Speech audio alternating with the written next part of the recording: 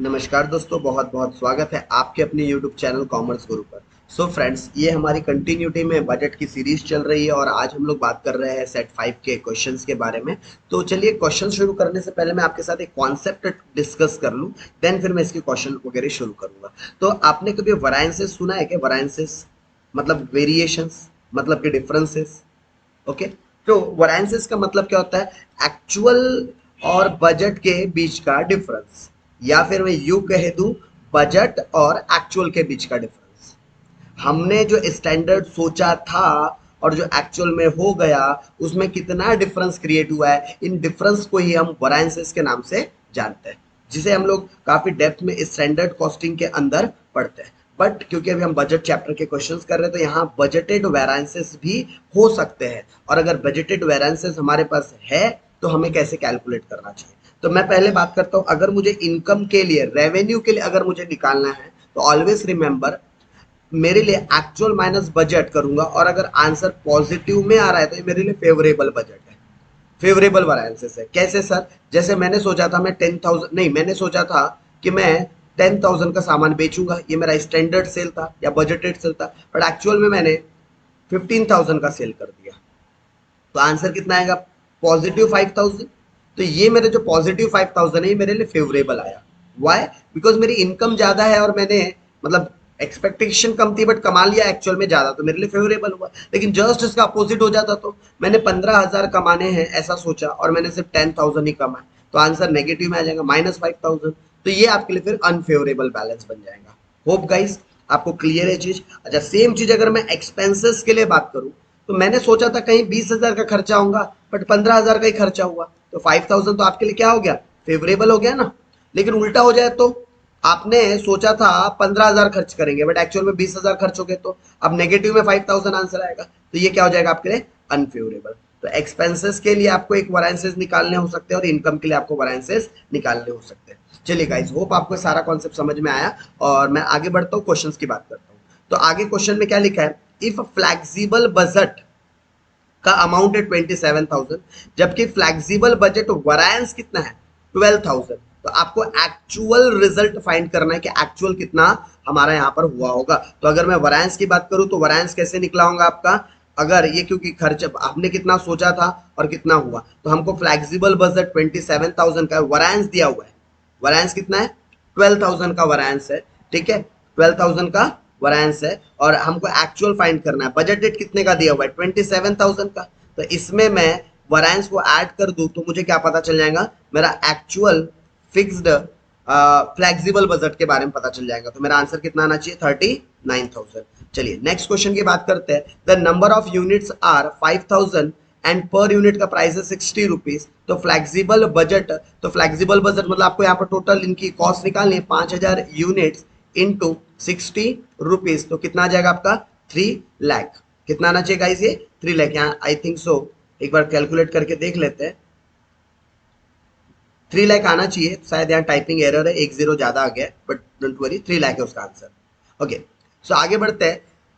If the flexible budget amount to, flexible budget का amount बता रहा है और एक्चुअल का भी अमाउंट बता रहा है, तो आपको दोनों के बीच का डिफरेंस मतलब कि वरायंसेस फाइंड करके बताना है। तो अगर आपने 82,000 में से 45,000 माइनस कर दिया, तो वरायंसेस का अमाउंट कितना आना चाहिए? 37,000, मतलब कि answer D is correct. Okay, next question की अगर हम बात करें, the difference between flexible budget and the corresponding static, मतलब कि फिक्स्ड बजट, तो उसकी डिफरेंस को हम क्या बोलते हैं? उस डिफरेंस को हम वरायंस बोलते हैं। लेकिन सर ऑप्शन में तो वरायंस हर जगह है। ठीक है, तो डिफरेंस का मतलब एक्चुअल और बजट का क्या होता है? वरायंस। लेकिन यहाँ स्टैटिक और फ्लेक्सिबल के बीच के डिफरेंस को हम जनरली सेल्स वॉल्यूम वरायंस बोलते हैं। क्या बोलते हैं उसको? हम सेल्स वॉल्यूम वरायंसेस बोलते हैं। चलिए नेक्स्ट, अगर आगे क्वेश्चंस की बात करें हम, तो नेक्स्ट क्वेश्चन है हमारे पास, if an actual selling price is 400 और एक्चुअल रिजल्ट हमको कितना मिला वहां से? 250 का, एंड एक्चुअल कितनी quantity, actual unit sold are 500, then the selling price variance कितना होगा? तो अगर मैं एक यूनिट में बात करूं तो 150 का, 150 का, तो फिर 500 के लिए कितना वरायंसेस आना चाहिए? उसके लिए आना चाहिए गाइस 75,000। राइट, 1 यूनिट के लिए 150 का वरायंसेस था, तो 500 के लिए कितने का वरायंसेस होना चाहिए? 75,000 का। नेक्स्ट क्वेश्चन की अगर हम बात करें, तो नेक्स्ट क्वेश्चन है, if sales budget variances for operating income is, आपको सेल्स बजट वराइंसेस दिया हुआ है 58,000 का, जबकि स्टैटिक बजट कितने का है 50,000। तो दोनों को आपस में ऐड कर देंगे तो हमको क्या पता चल जाएगा, टोटल फ्लेक्सिबल बजट के अमाउंट पता चल जाएंगे 73,000 इन दोनों को आपस में ऐड करने के बाद। उसके अलावा if the number of units are, आपको नंबर ऑफ यूनिट्स दिए 3000 और पर यूनिट का प्राइस दिया हुआ है, तो 300 इंटू 500 कर देंगे तो हमको 1,50,000 क्या पता चल जाएगा, हमारा फ्लेक्सिबल बजट की अमाउंट 1 लाख। अगेन यहाँ पर एक जीरो का एरर है, मतलब एक ज्यादा जीरो आ गया, 1,50,000 आना चाहिए। उसके अलावा नेक्स्ट क्वेश्चन की अगर हम बात करें, इफ स्टैटिक मतलब कि fixed budgets amount to ₹6,000 and flexible budget amount to 15,000, then the sales volume क्या होना चाहिए, तो दोनों के बीच का डिफरेंस, तो दोनों के बीच का डिफरेंस कितना होना होगा आपका 9,000।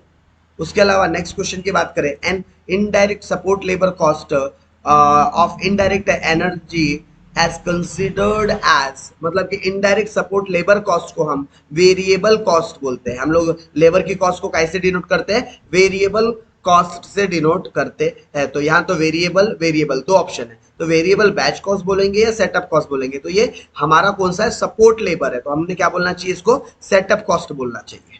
नेक्स्ट क्वेश्चन की अगर हम बात करें, an actual quantity of cost allocation base is 56,000, budgetary quantity of cost allocation base is 17,000 and then variances, तो उसके अलावा आपको ओवरहेड का यहाँ पर अगेन एफिशिएंसी, दोनों के बीच का क्या निकालना है गाइस, हमको डिफरेंस देखना है कि हमारा दोनों के बीच का डिफरेंस कितना है। 56,000 माइनस 17,000 कितना हो जाता है 30, क्योंकि हमको अगेन वेरिएंसेस निकालना है एक्चुअल और बजटेड के बीच के, तो 39,000 बोले तो ऑप्शन 1। ओके, नेक्स्ट क्वेश्चन की बात करें तो हम इफ एन एक्चुअल कॉस्ट दी हुई है और एक्चुअल के अलावा आपको फ्लेक्सिबल बजट की भी अमाउंट दी हुई है, एक्चुअल भी दिया बजटेड भी दिया, वरांस निकालना है दोनों के बीच का डिफरेंस, तो दोनों के बीच का अगर आप डिफरेंस निकालोगे 6,27,500 माइनस 3,58,750, तो आपका आंसर आना चाहिए 2,68,750, मतलब कि ऑप्शन डी।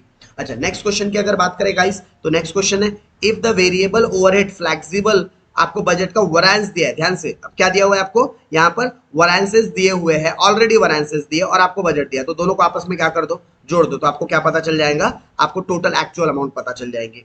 चलिए, सो गाइस ये था complete budget and budgetary control से रिलेटेड एमसीक्यूज। चलिए हम आगे और बात करेंगे, आप चैनल को सब्सक्राइब कीजिएगा, अपने दोस्तों के साथ शेयर कीजिएगा, बिकॉज ऐसे ही हम रेगुलर क्लासेस और रिविजनरी वीडियोस इस चैनल पर बिल्कुल आपको फ्री ऑफ कॉस्ट प्रोवाइड करते हैं। सो तब तक के लिए tata, bye bye, take care.